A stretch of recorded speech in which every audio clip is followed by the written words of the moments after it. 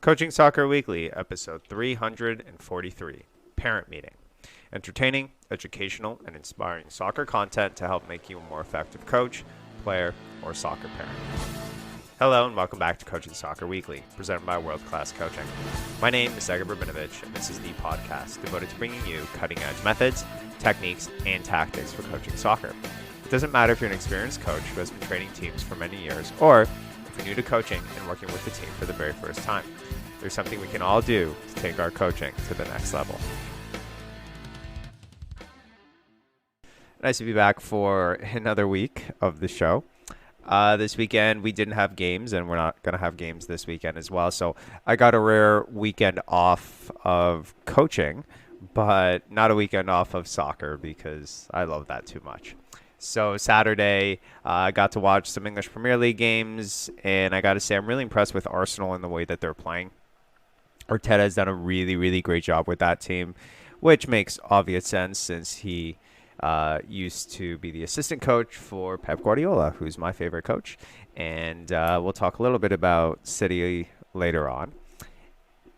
But that was my Saturday. I got to stay home, watch games, and before you know it, it was 12 o'clock and 1 o'clock. And that just doesn't happen because usually I'm up at 6 and I'm on the field for so long. So to sit there, it honestly at 12 o'clock I just kind of felt like I wasted the day, but I got to watch the games, and that was fun too, to relax. And then Sunday was a really interesting day.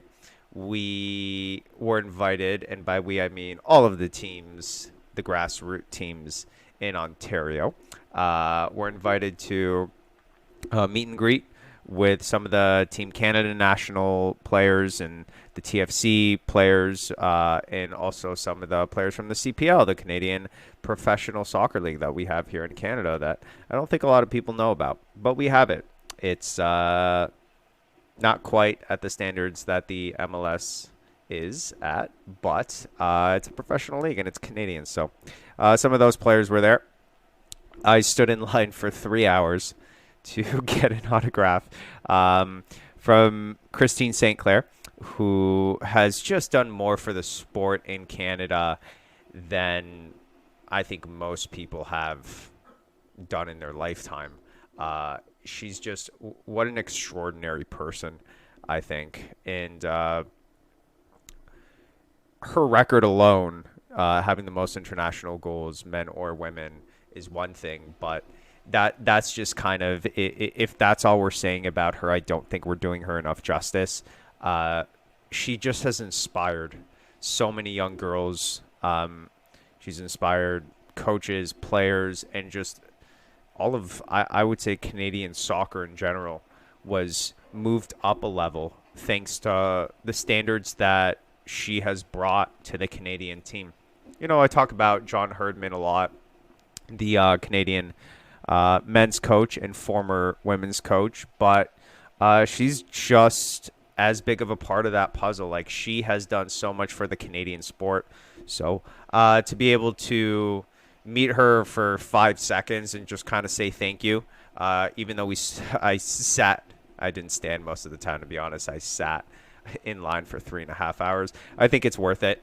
If you have a chance to show gratitude to people who have done so much for the sport and just show them how much they've helped you, even if it's, you know, just hey, thank you so much for everything you've done. You've really inspired so many people. I think that goes a long way. You know, I certainly appreciate it when people send me emails like that. Obviously not to that standard, but, you know, to say I had a positive impact on their coaching, or parents send me an email saying, you know, just a positive experience for their child. Those mean a lot to me. So I want to be able to do the same thing for people that have inspired me. So that was really great, other than sitting for 3.5 hours, but I made some new friends. So that was also really cool. What was also really nice was getting our players to come to the meet and greet. There were other things to do there. It was like a little convention. Yeah.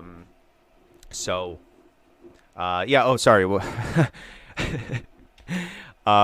was great was having all of our players come in and watching players interact with each other, even though they're on different teams. I saw other players from the same team from other clubs that just kind of walk past each other, and all of our players know each other.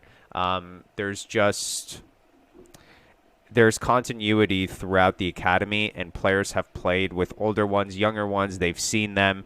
They've, at the end of sessions, interacted with them after games. If another team's playing, they'll stay and watch. So there's a lot of academy pride within the whole academy, not just for a team. And that's something that was really important when I set up the academy. I didn't just want to have like teams, and then teams would play and that would be it. No, it's an academy.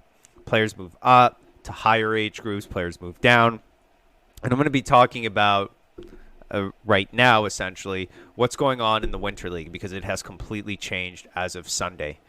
So I was driving to the meet and greet, and then I got a phone call from our district, and they pretty much said, we do not have a 2014 league. So that was difficult to digest. And I had to figure stuff out. So this past week has been very, very frustrating, to say the least. But what we've been able to do is now kind of settle things down, and I'll talk about that, how it's going to work. So originally, the way that I had it mapped out in my head was that we would have 5 teams.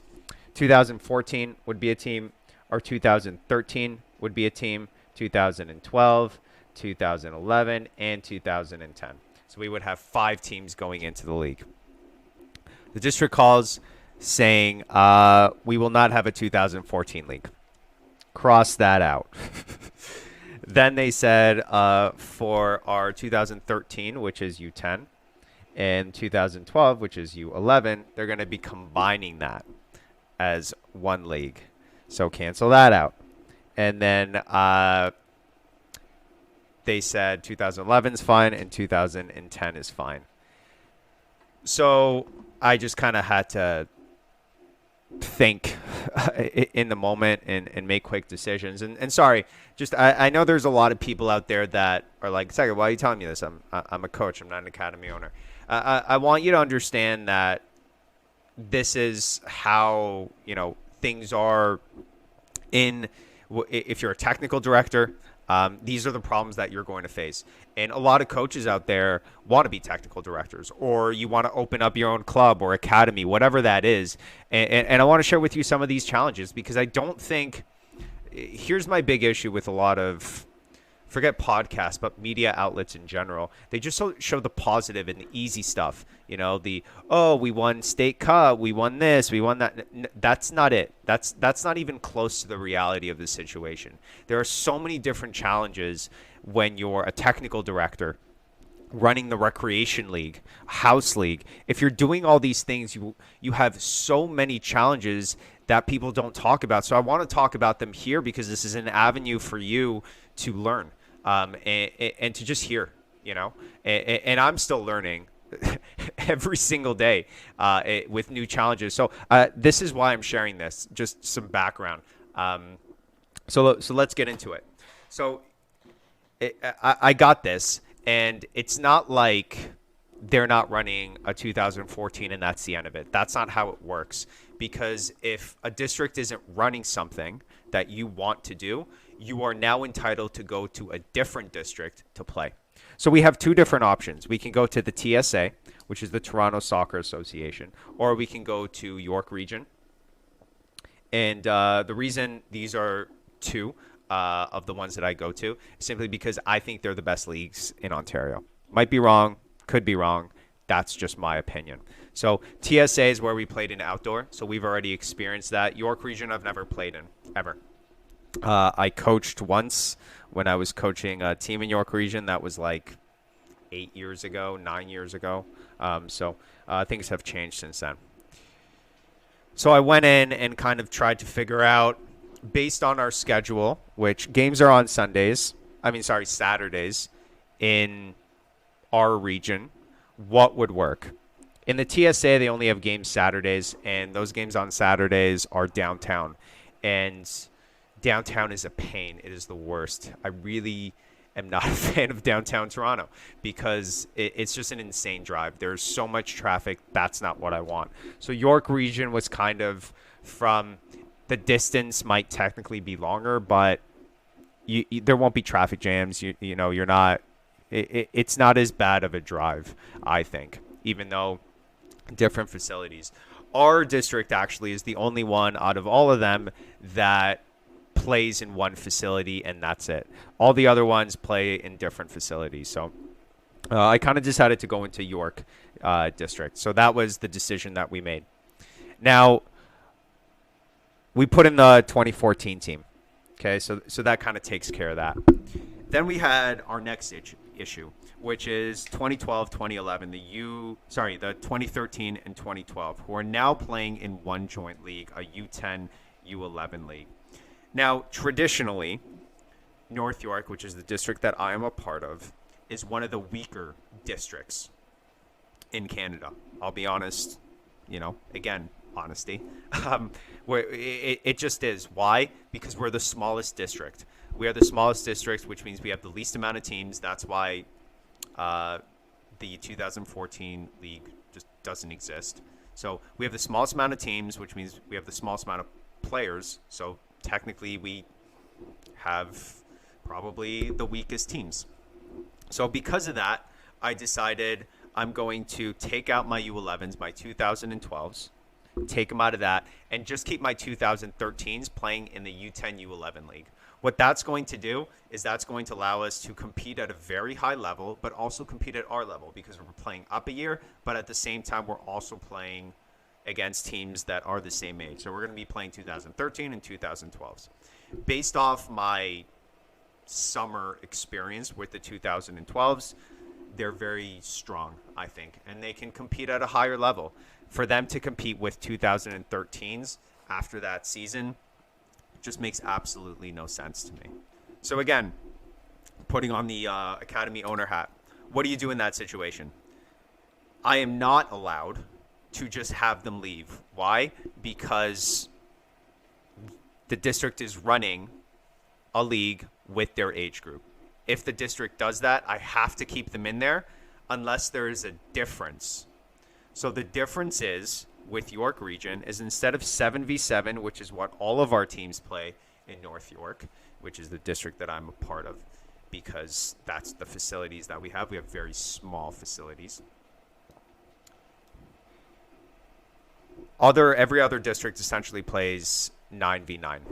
So I am now able to switch my 2012s because instead of having 7v7, they are going into 9v9. However, they have no experience with 9v9. On top of that,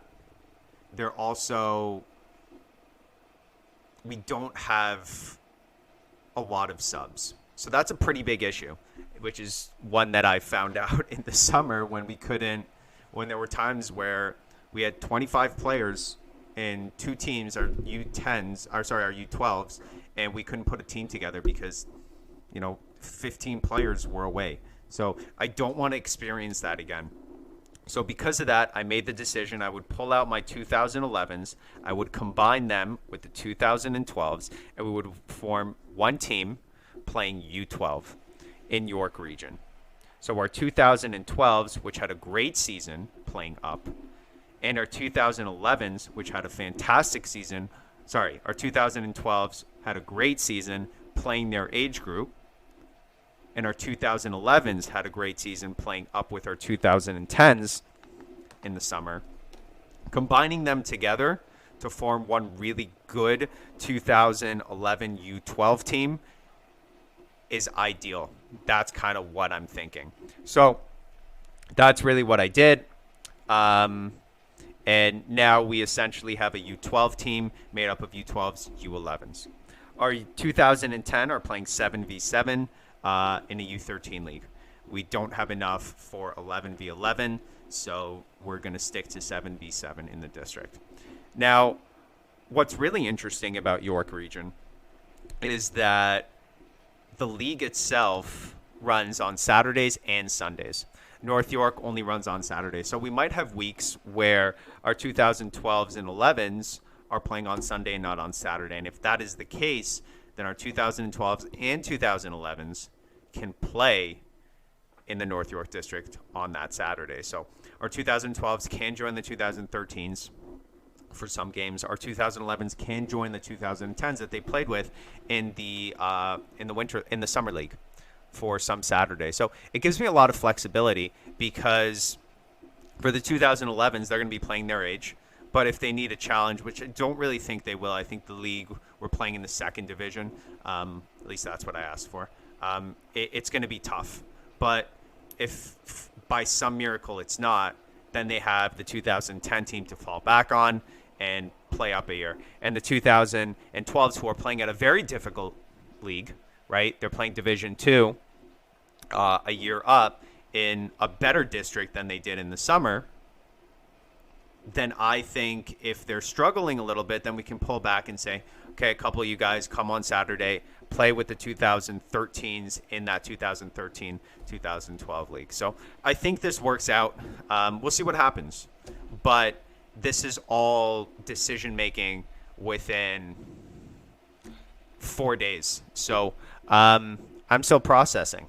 But I think this is the best course of action for the teams moving forward.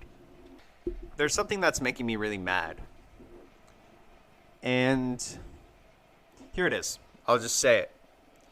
People are saying that Holland, who plays for Manchester City, center forward, is going to be the best player in the history of soccer. They're already starting to compare him to Ronaldo, Messi, all that. And to me, that is the most frustrating thing. Here's why. Manchester City as a team, for the past 3-4 years, have just dominated the English Premier League. People are saying that he's coming in and making this league look like a joke. False. Manchester City, if you look at probably every other stat except for goals, has made this league look like a joke. They constantly have so much more possession than other teams. They're dominating games, destroying it. And all they've been missing is someone who is at their level at scoring goals. That is it. In my opinion, and this is probably going to get some bad feedback, I think it is very unfair the way that we think of best players ever in soccer. Because in every position, there are different skill sets. So how can you look at a goalkeeper and just not even include them in conversations of best player ever? They're a player too. It doesn't make sense because you would say, well, goalkeepers are completely different. That's right. They are. So you can say the best goalkeeper of all time is X, Y, and Z, but you won't compare them to Messi or Ronaldo. But my argument is you have to do that with every single position. You can't put Ronaldo as and compare him to Roberto Carlos. It makes no sense. They're two completely different players with completely different skill sets. So for me, Holland has joined a team that up until now, in my opinion, consisted of some of the best players in history in their position. And when you bring in a player who is also at that high level, then of course it just makes sense that he is going to meet the expectation because he's at the exact same high level as everyone else. And Manchester City, who has just been missing that one piece of player to score goals and has excelled at everything else, it only makes sense that they're going to excel in that. So for people to just kind of say Holland has, changed everything, that, in my opinion, those are people that are not looking at the whole picture and are just, and it's like I've said this in the past, if you're watching a game and you're just watching the ball, you're missing the whole game. It's like looking through binoculars when you're looking at the Mona Lisa. Like, you're just looking at this small part of this amazing painting that's happening all around, and you're just kind of focusing on this one. Look at the whole picture. Look at the whole picture. And we're not doing that. Okay, so it's just I think it's so frustrating because I don't think the players that have made Manchester City what it is are getting enough credit. Now, don't get me wrong, Pep Guardiola is getting enough credit, but players like Foden, who got a hat trick, when was the last time we've seen a winger play like he has? De Bruyne, people were talking about Gundogan as one of the best players in the league last year. Like, there are Kyle Walker. Like, there are so many stories here that to just say, oh, Haaland is the reason. No. Haaland was just that one missing puzzle piece. But if you have one puzzle piece and you don't have the rest of the puzzle, it doesn't make sense. Pep Guardiola, in my opinion, is the best manager in history because of what he is doing. He's putting all those puzzle pieces of the best players in the history of the game in their position, in my opinion, together to create what he has. And that makes him the best manager because he's getting the best out of all those players. I know half of you are like, what are you talking? No, you're wrong. Great. Send me an email. Let's talk about it. So it's just been frustrating that people are now just like, oh, they brought this guy in and now Manchester City has been dominating. Stop it. Enough. Okay, they just brought in one more part of the puzzle. That's it. Okay, enough. Stop it. Okay, no more.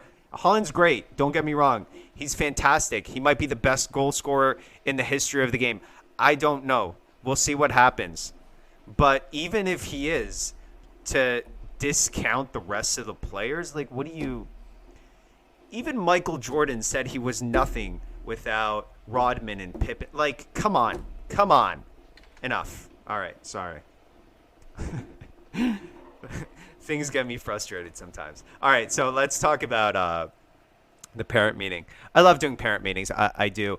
To be honest, sorry, let's start over. The parent meeting this time, I do it at the beginning of every season. So at the beginning of every season, I just kind of get all the parents together and all through Zoom, and we talk about things. I'll go through kind of what we talk about and why I talk about those things. But honestly, this wasn't my best parent meeting. I still think it was good. I got a lot of great feedback, but I think others in the past have been really great. I think it was the reason it wasn't so as good as the others was because I was a little bit taken aback with the league and what was going on.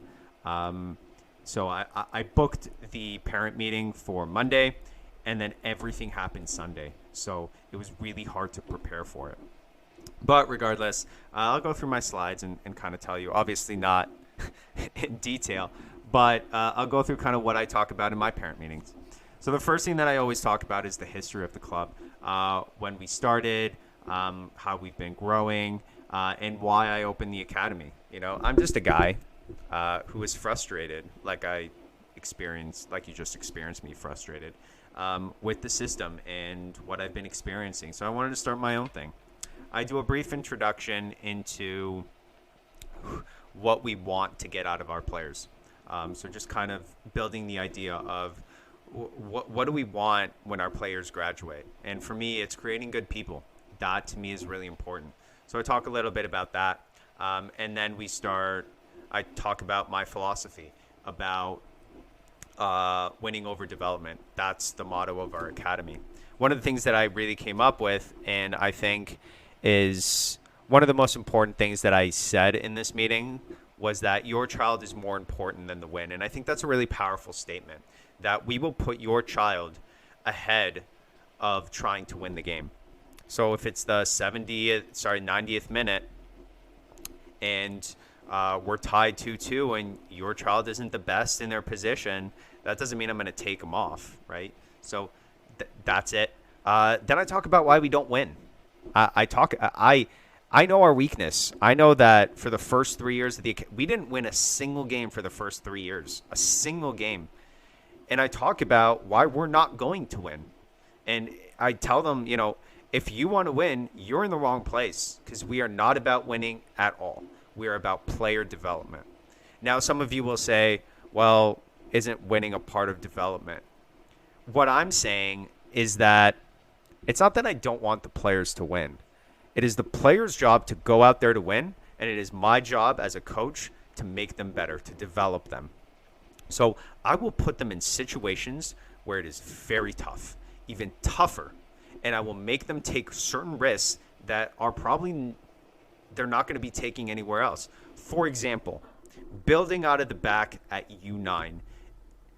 If you are a winning mentality coach, you will lose your mind if your team builds out of the back, and you will lose your mind even more when your defender has the ball and passes it to a goalkeeper who has only played soccer for a year. You will lose your mind because every single time either they're successful and they make a pass, or they're not successful and you get scored on. Those are the two outcomes. And even if your player is an elite player at 7v7, if you have 3 elite players, so goalkeeper and 2 defenders, they're still making 3 mistakes out of 10. And those 3 mistakes always end up in goals. So we show them videos of that. And then we show them videos through Vio, who's absolutely amazing. That's why I love Vio, because I can show parents examples, right, of the game. And if you're looking for a Vio, CSW100 is the code. But we use examples in the games to show them. We ask our players to take risks 1v1. Now, there are certain teams that take that to the extreme, and we're not one of them. I want to be honest. We tell our players that if you're in a 1v1 situation, go for it. But if you're 1 against 2 or 3, keep possession, reset, switch the ball, pass it off, right? We don't want to go through the whole team. That's not what we're about. 1v1, fine. 2v2, fine. If we are 2 against 1, fine. Do a 1v1 or do a give and go, whatever you want. But we show them examples of 1v1s where our players fail and then our players succeed. And when they fail, because there's only 2 defenders in the back, we can score it on. So I talk about why we can't win, and I lean into that, no problem. I talk about my coaching styles during the game. I never coach the player with the ball, and I let the players make their own decisions. Before I continue, there's one thing that I want to do. Are you in the Toronto area? Do you live in North York? If you do, I'm looking for coaches. If you listen to the show and you're local, I want to be very clear. We do not hire people from, other countries and stuff like that. If you're a local coach and you're listening to the show and you're looking for a job as a coach, send me an email. Talk to me. We have an interview coming up this Saturday, and I'd love for you to come. So there's that. Let's continue to talk about it. So the next thing that I talk about in the parents' meeting is probably the most important part, and it's the parents' role in all this, because the parents are the most important part of this. If you cannot get the parent on your side, it doesn't matter how good of a coach you are. It really doesn't. If the parents don't like you, they're going to pull their kid out. If the kid loves you and they hate you, guess what? Kid's going out. Okay? They are the ones that spend most of the time with their child. So it is important for them to be on your side. Okay? And I've had it when, I've had parents on my side, and other parents have been yelling, shoot, pass, all those things. And because they've listened to this parent meeting, the parents who were on my side were kind of like, let them make their own decisions, right? So to have more allies on your team in an industry where, to be honest with you, is very tough to get people on your side. As much as Ontario soccer and probably your state or your province is all kumbaya, we're all on the same team, that's just not true. People will go after your players. People will talk bad about your club. Those are just the realities of the industry, right? And people will have harsh opinions about you. So if you can get more people on your side and parents on your side, that's a really big deal. So the one thing that the way I start is I have them watch a YouTube video. It's called "I Love to Watch You Play." You can literally, I'm gonna Google this with you right now. Uh, you put it on YouTube. I love to watch you play, and it is the very first one with John O'Sullivan, and I let them watch that. And then after, I talk about that this is precious time that you have with your child. And then I actually say, enjoy the journey, enjoy those moments and enjoy the game. But yeah, there's another one that I used to show as well. It's I forget what it's called, but it's I think the car ride home. Um, and yeah, those are two really important things that I really want the parents to understand. And then I talk about what do they say. Um, so we want our parents to cheer. What we don't want our parents to do is try and predict the future. That's how I say it. I don't want you to try and predict the future for your child. Okay? Saying stuff like shoot and decisions that they haven't made, that's not what we want. We want you to cheer for something that's past. And I use the example of imagine being at your lowest point, okay, as a child. The only people that can really pick you up and make you feel better are your parents. Those are the people that you trust. Those are the people that no matter what, love you unconditionally. And in these games, because of what we ask our players to do, our players are going to be disappointed. They're going to be frustrated. They're going to have a lot of negative emotions that they have to overcome. And our players do overcome those challenges because they continue to fight.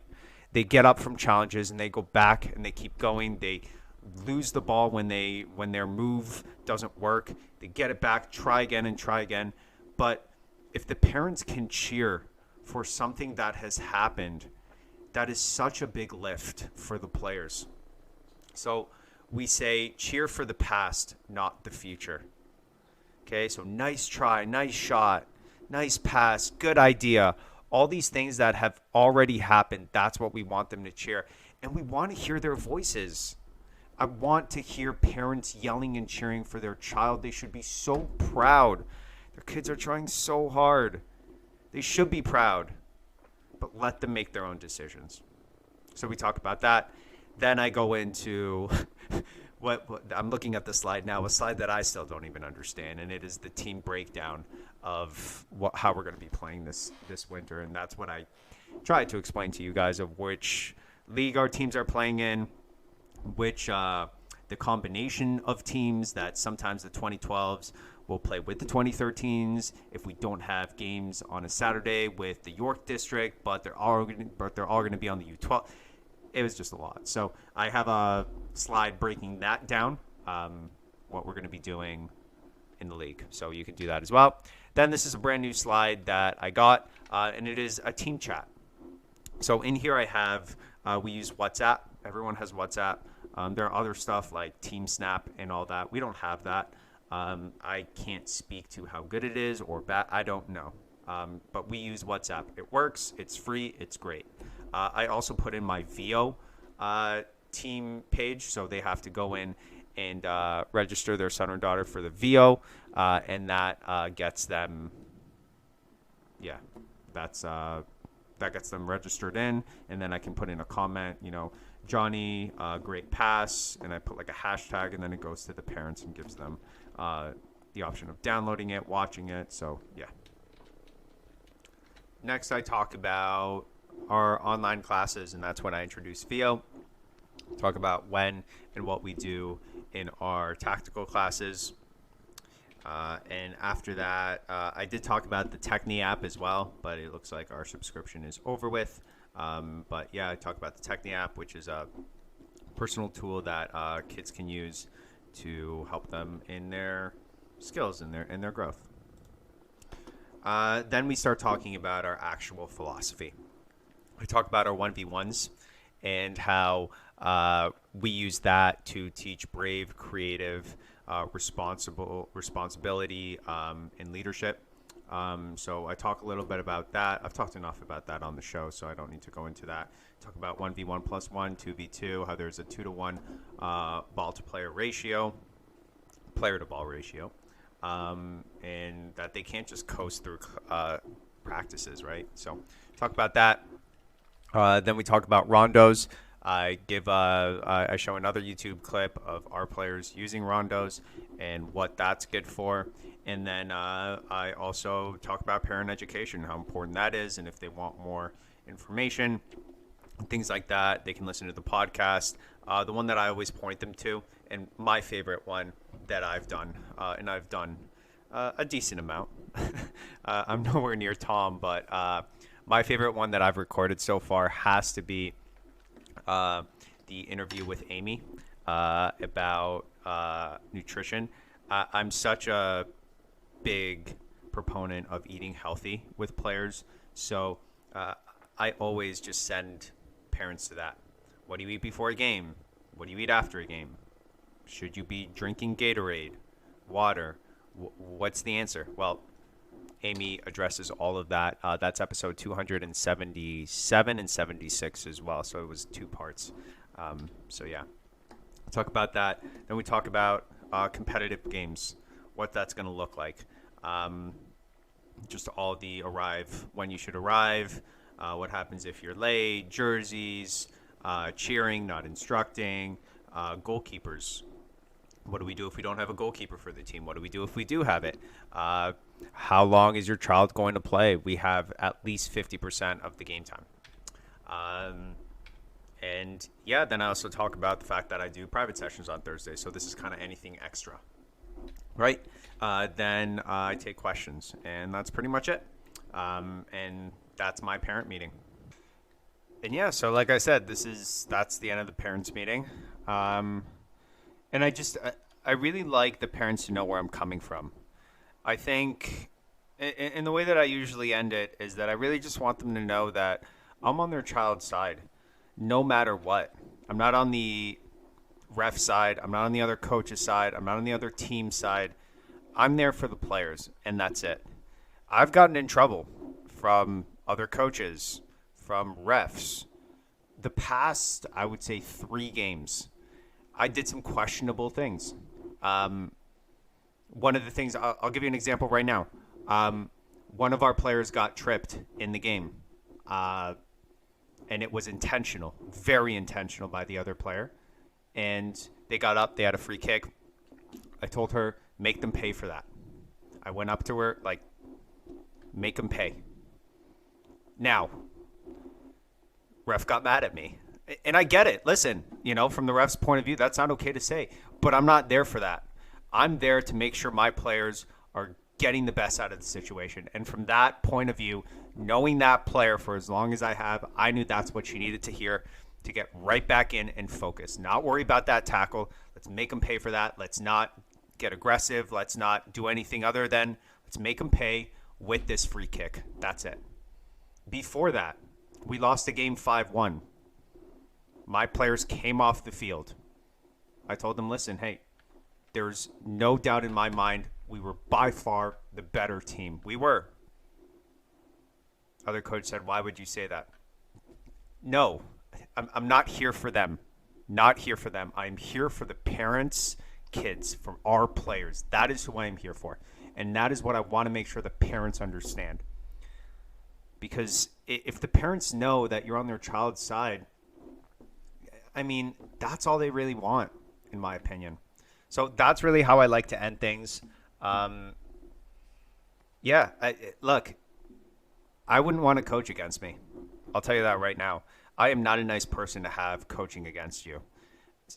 I annoy. I'm there for my players. I say things to encourage my players. I will say things that I probably shouldn't, but I build my players up. My players feel so much during the game that I need to do everything in my power to build them up. I've gone on the field during games. I'm here for the players. That's it. We're a developmental academy. That's it. Development players. That's all I care about.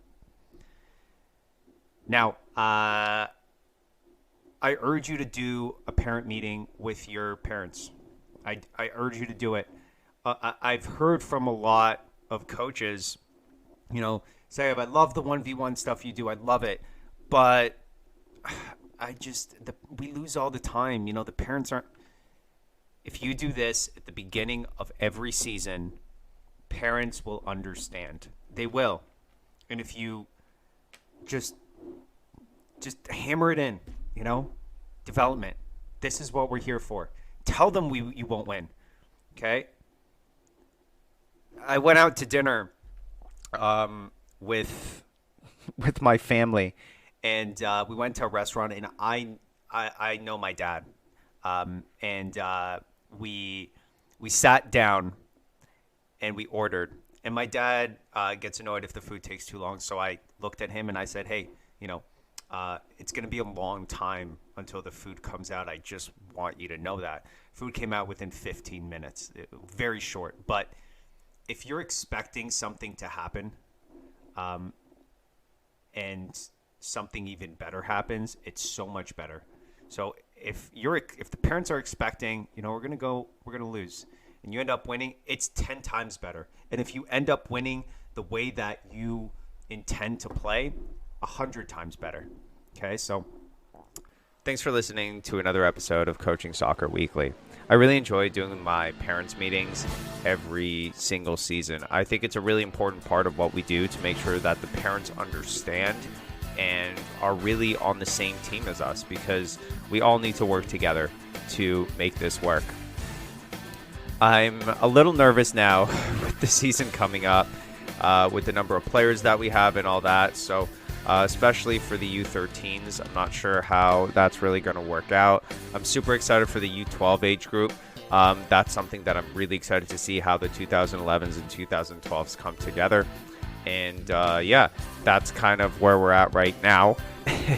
And the season should be starting in a couple of weeks. So I will keep you posted on how everything goes there. But until next week, enjoy the journey, enjoy the moments, but most importantly, enjoy the game. Coaching Soccer Weekly is a production of World Class Coaching. All rights reserved. Hey, thanks for watching all the way to the end, and you can check out more of our videos right here. And if you haven't done so already, I would really appreciate it if you'd hit the like button and the subscribe button.